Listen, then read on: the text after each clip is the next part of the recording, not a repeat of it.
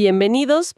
Hoy tenemos sobre la mesa un material que es, francamente, un desafío. Sí, bastante. Son varios ensayos filosóficos de la revista Periapeiron, que a primera vista parecen no tener nada que ver, ¿no? Totalmente. Uno habla de feminismo, otro de empresas. Educación, ecología. Pero al leerlos te das cuenta de que todos usan como la misma llave para abrir puertas muy distintas. Una llave que llaman transcomplejidad. Exacto. Y nuestra misión hoy es entender cómo esta idea está, sacudiendo los cimientos de muchas cosas que damos por sentadas. Es como si nos dieran unas gafas nuevas para ver el mundo. Ok, vamos a desglosar esto. Y son unas gafas, la verdad, que marean un poco al principio. Sí. Porque lo que proponen es un cambio de perspectiva radical. Nos piden que dejemos de ver la realidad como si fueran piezas de Lego separadas, ¿sabes? La persona por aquí, la empresa por allá, la naturaleza como un simple recurso. Y que empecemos a verla como lo que es. Una red increíblemente compleja donde todo, absolutamente todo, está conectado. Bueno, empecemos por un tema donde esas conexiones son clarísimas. Lo social. De acuerdo. El primer ensayo arranca con una idea de Simone de Beauvoir que es demoledora. La de que la mujer no nace, se hace. Sí. Que históricamente fue definida como el otro, siempre en relación con el hombre. Pero lo interesante es que el ensayo dice que la globalización, que se supone nos une, a veces puede reforzar esto. Sobre todo en lugares como Latinoamérica. Justo, donde la presión por cumplir los roles de madre, esposa, cuidadora, sigue siendo enorme. Exacto. Y para entender por qué eso es tan persistente, el ensayo va más allá. Ajá. Usa a Foucault, por ejemplo. Y la idea central es que el poder no es solo un policía que te dice no hagas esto. Es más sutil. ¿Cómo? Es un sistema que produce formas de ser. A través de la cultura, la educación, los medios, nos va enseñando qué significa ser una mujer de verdad, por ejemplo. Espera. Aquí hay que detenernos. Porque luego el ensayo introduce a Judith Butler y la idea de que el género es una performance. Cuando yo escucho performance, pienso en una actuación, en algo falso. Quiere decir que ser mujer u hombre es una mentira. Es una excelente pregunta, porque es la confusión más común. Butler no diría que es falso, sino que es construido. Construido. Sí. Piensa en el lenguaje. Nadie nace sabiendo hablar español, ¿verdad? Claro. Lo aprendemos repitiendo sonidos, gestos, reglas. Una y otra vez, hasta que se vuelve natural.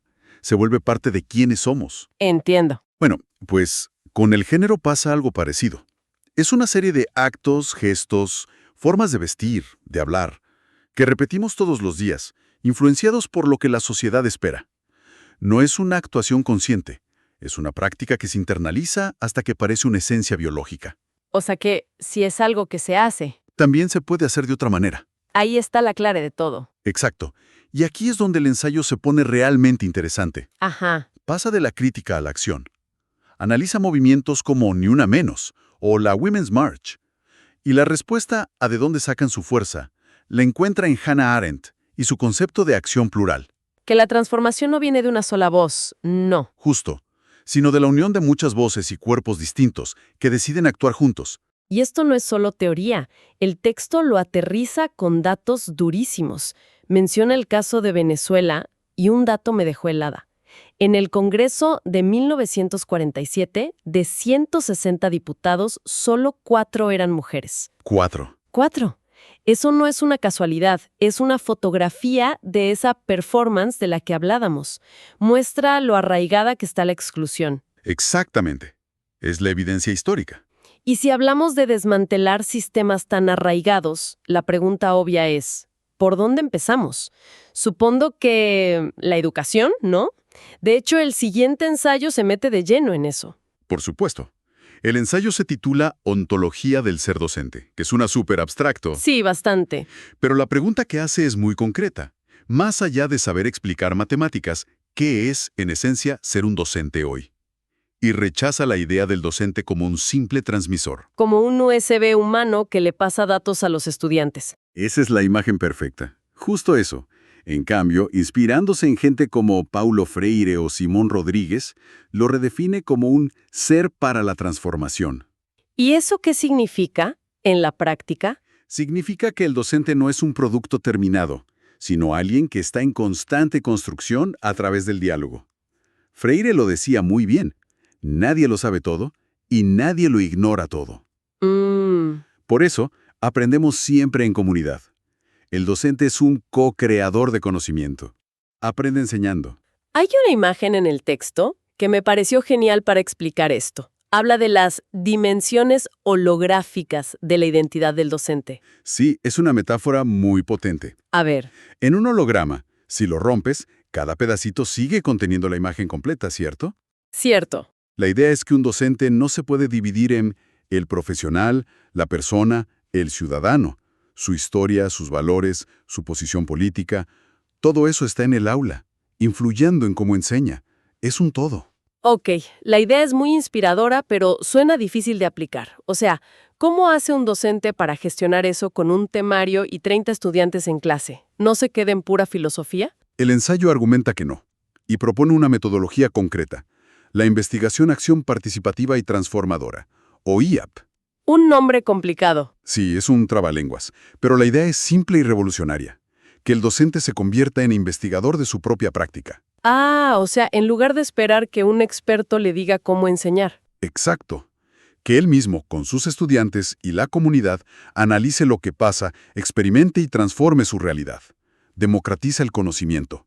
El aula se vuelve un laboratorio vivo. Esa idea de un laboratorio vivo, de desafiar las jerarquías, me lleva directo al siguiente ensayo. ¿Al de la empresa? Sí, porque si esto se aplica a la educación, ¿qué pasa con el mundo de la empresa? El texto tiene una idea central que de verdad me voló la cabeza. A ver. Dice que la innovación digital no sirve para confirmar nuevas verdades, sino para demostrar que las viejas son falsas. Es una afirmación fuertísima, ¿sí?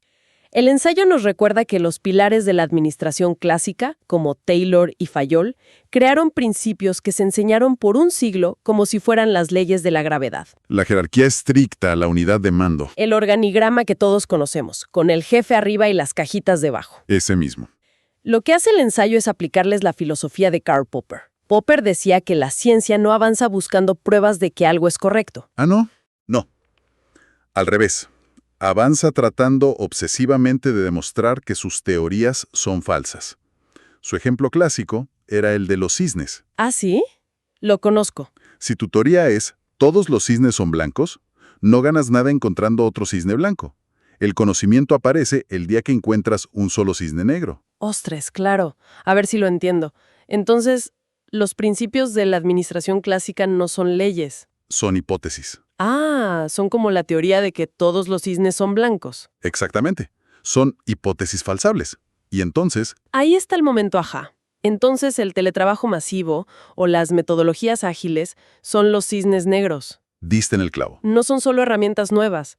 Son experimentos que demostraron que la ley de que para ser productivo hay que estar en una oficina de 9 a 5 era, pues, falsa en muchos casos. Eso es lo que el texto llama un experimentum crucis, un experimento crucial. Y esto redefine lo que es ser un líder. El buen gerente ya no es el que aplica una fórmula. Es más como un científico, ¿no? Justo.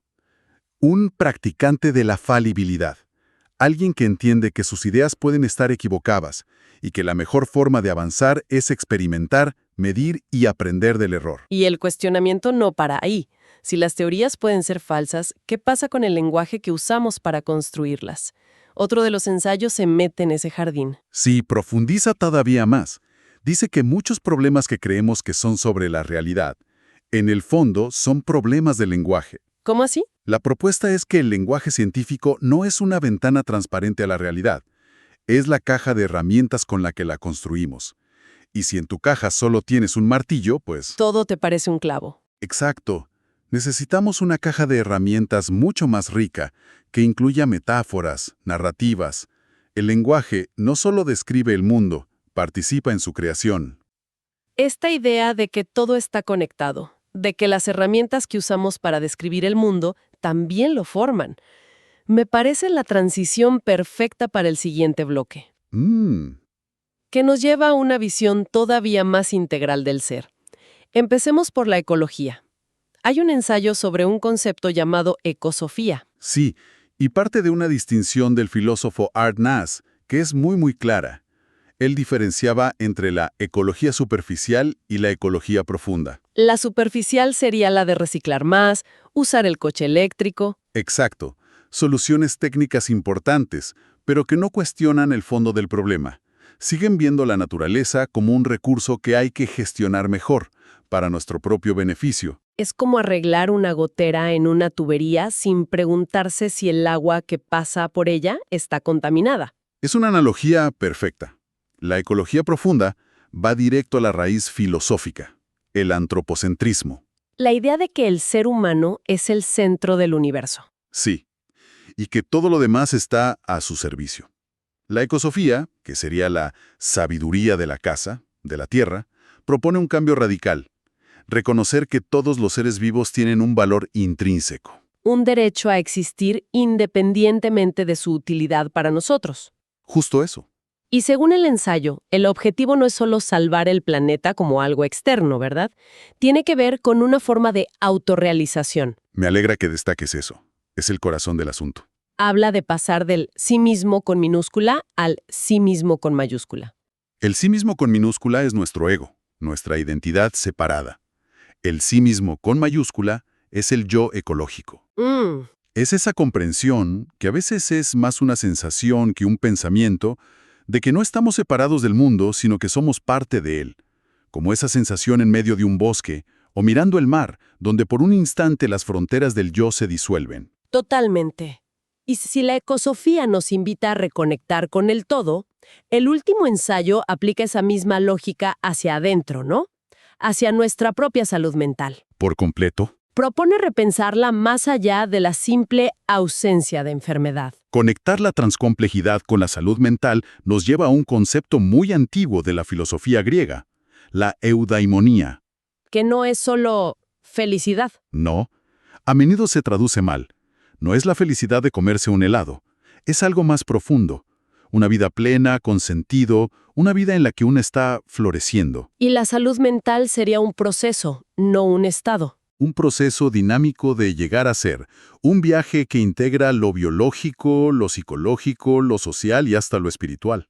El ensayo menciona que muchas terapias de vanguardia están en realidad redescubriendo estas ideas milenarias. Sin duda, terapias cognitivo-conductuales, mindfulness, todas beben del estoicismo, del budismo. El ensayo cita una frase de Epicteto, un estoico, que resume el núcleo de todo esto. ¿Cuál es? No es lo que te sucede, sino cómo reaccionas ante ello lo que importa. Esa idea de que entre el estímulo y nuestra respuesta hay un espacio, y que ahí reside nuestra libertad. Es la base de una salud mental entendida como un florecimiento activo. Entonces, ¿qué significa todo esto? Si unimos los puntos, hemos visto cómo estos ensayos nos invitan a cuestionar las leyes sobre el género, los dogmas de la empresa, la neutralidad de la ciencia, y al final, la separación entre nosotros y el planeta. Es siempre el mismo. Pasar de modelos rígidos, separados, a una forma de entender la realidad mucho más dinámica, interconectada y, pues, más completa. Lo fascinante aquí es que todos estos ensayos, aunque hablen de temas tan dispares, parece que están haciendo la misma pregunta de fondo. ¿Y cuál sería esa pregunta? Si nuestros viejos mapas de la realidad, esos que trazaban líneas claras entre el yo y el otro, la humanidad y la naturaleza, la teoría y la práctica, si esos mapas ya no nos sirven, ¿en qué tipo de cartógrafos necesitamos convertirnos? ¡Wow! Quizá la meta ya no sea dibujar un nuevo mapa, único y perfecto. Quizás se trate de desarrollar la habilidad de navegar sin un mapa definitivo, usando como brújula el pensamiento crítico, la empatía y una profunda conciencia de nuestra interconexión.